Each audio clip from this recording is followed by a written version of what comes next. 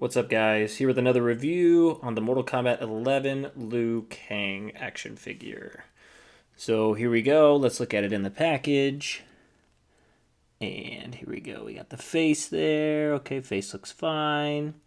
Okay, this one obviously is the shirtless model. I have the original one with the shirt, which we will talk about in a little bit. Comes with, looks like some nunchucks. Got some extra hands here.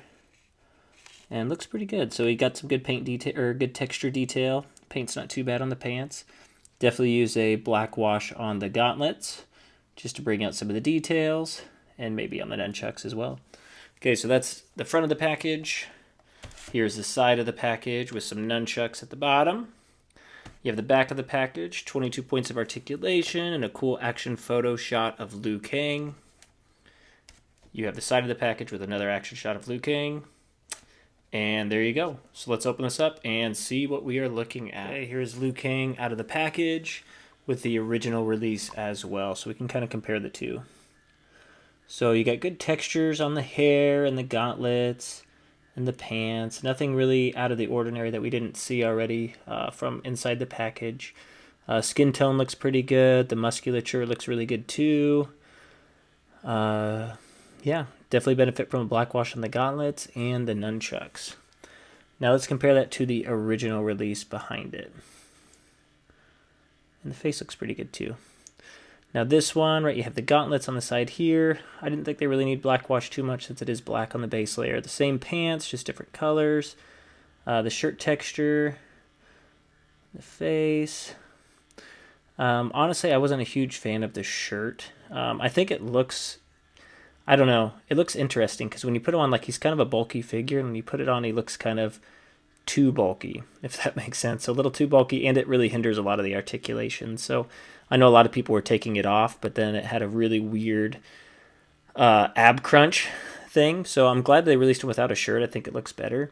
But both these look pretty nice. I think they both kind of have their own little things, right? To them, I think they're nice. I mean, I've seen some people actually trade out the bottom half so they could have the red and black base with the shirtless top.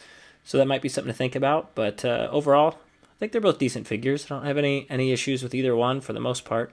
But I think I am kind of leaning towards the shirtless one because I'll be able to do a lot more cool shots as far as action figure photography goes. Okay, here we go. Let's get into the articulation here on Liu Kang. So what we got here is we got the head, so it moves up not too far, moves up about that far, moves down about that far. You do have a side-to-side pivot, and you do have some rotation. Okay, arms move up about that far.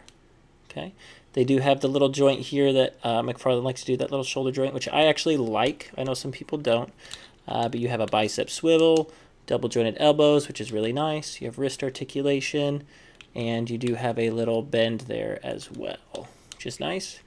You do have an ab crunch that can crunch up that far, so pretty cool.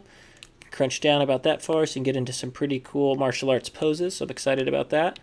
And then you got some cool side to side, just to kind of add. And it does rotate here, but it's pretty tight, so it's pretty hard for me to kind of maneuver that side to side. Now the legs go up about that far, so not too far. They go out in the splits, semi-far, not too far. And then you do have double jointed knees.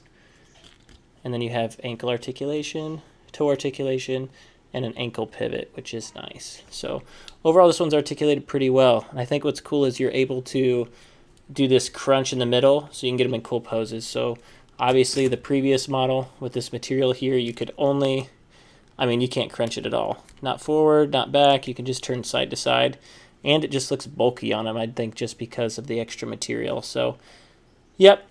So, I think the new one is quite improved. Okay, here's a size comparison of some of the MK11 figures. So, we have the Batman Who Laughs in the middle. We have Baraka next to him on the right. We have Scorpion on the right to him. We have Liu Kang on the left and Shao Kahn. So, pretty good diversity of size here. So, when you look up close, Batman Who Laughs probably stands about the shortest besides Scorpion. I think Scorpion, he was one of the first releases. He stands a little bit shorter than I think he should be, because he's definitely the shortest one up here. Now, Baraka stands, I think, second tallest. Right? You have Liu Kang, who stands a little bit taller than the Batman Who Laughs, but not by much. And Shao Kahn, that stands quite a bit taller than all of them, which he should, right? Okay, so here is Kotal Khan, Noob, Cybot, and Sub-Zero added to the mix here. So size comparison. So I think Kotal Khan is a little short, by the way. He stands about the same height as Liu Kang and just slightly taller than the Batman Who Laughs. So I think that's kind of interesting. Noob Cybot stands slightly taller than Scorpion, but not by much. And then you have Sub-Zero that stands a little bit shorter than Liu Kang, but same, not by too much there. Okay, and here's Katana, Cabal, Johnny Cage, and Raiden added to the mix here. So we have Johnny Cage, who stands, I think, obnoxiously tall compared to the other ones. He's taller than Kotal Khan, taller than the Batman Who Laughs, as tall as Baraka, it looks like, taller than Liu Kang. Interesting. Cabal, you have stands about the same height as Baraka, and you have Katana, who stands, let's see, about as tall as the Batman Who Laughs. So it looks like slightly taller than Scorpion, around Scorpion's height, which I don't feel like is very accurate. And then Raiden here. So Raiden stands taller than most, I think. I think he's right there about with Johnny Cage. Obviously shorter than Shao Kahn and those. So cool, so that's the size comparison between most of the Mortal Kombat line. Okay, so final thoughts on Liu Kang. I like it. I think the articulation, not having that extra piece of material on the chest like the original, I think is a big win. Right, you're able to get it in some more cooler poses. The articulation, I think, is pretty good. Right, it's not the best, but it's still really good, especially compared to a lot of these figures. And yeah, I definitely think it's an upgrade from the previous, so I really like it. So, yeah. So not much else to say about it. Just I think it's pretty good overall. I'm looking forward to adding a little black wash on those pieces just to see if we can make them look a little bit better. So, yeah, ended up picking this one up from McFarlaneToys.com. They had Christmas sale, so I ended up getting it for $10. So I think for $10, this is a really good deal. For $20, it just depends. If you're a big Liu Kang fan, then I say yes. If you're not and you're into just MK, I think you could probably pass on it. I would have passed on it had it not been for $10, but yeah. But thank you so much. Feel free to like and subscribe, and I will catch you next time.